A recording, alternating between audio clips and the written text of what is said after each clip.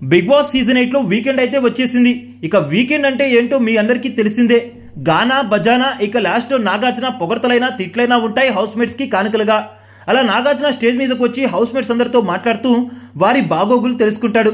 ఇక ఆ తర్వాత డైరెక్ట్ గా ప్రేరణతో మాట్లాడుతూ మొదలు పెడతారు నాగార్జున. ప్రేరణ, నీకు అసలు మైండ్ ఉందా? హౌస్ లోకి వచ్చిన గెస్ట్లతో ఎలా బిహేవ్ చేయాలో కూడా తెలీదా ఏంటి?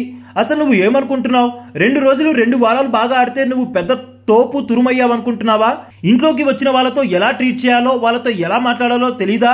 ఇదేనా నీ సంస్కారం అంటూ సీరియస్ అవుతాడు నాగార్జున.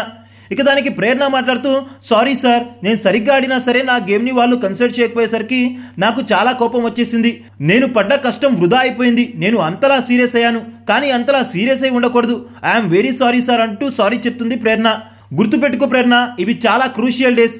ఇప్పుడు గనక నువ్వు ఆడియన్స్లో నెగిటివ్ అయితే దాని ప్రతిఫలం ఎలా ఉంటుందో కూడా ఊహించలేం. జాగ్రత్తగా ఉండాలంటాడు నాగార్జున. ఇక ఇవన్నీ పక్కన పెడితే నీ ఆట మామూలుగా లేదు. వచ్చిన ప్రతి అవకాశాన్ని నీ గెలుపు కోసం ఉపయోగించుకోవాలనుకున్నా, కానీ గెలుపు అనేది ఒకరికి మాత్రమే సొంతం కదా. కానీ గెలవాలన్న కసి ఉండటం చాలా ముఖ్యం. ఆ కసి నీలో నాకు చాలా బాగా కనిపించింది అంటాడు నాగార్జున.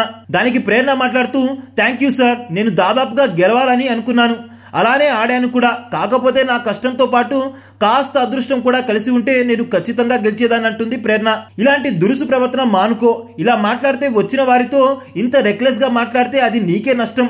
ఇది చివరి రోజులన్నది మాత్రం మైండ్ లో పెట్టుకోవాలంటాడు నాగార్జున. ఇక అలా నాగార్జున ప్రేరణకి ఇచ్చిన రివ్యూ అయితే ముగిసిపోతుంది. మరి నాగార్జున ప్రేరణకి ఇచ్చిన రివ్యూపై మీ అభిప్రాయం ఏంటి?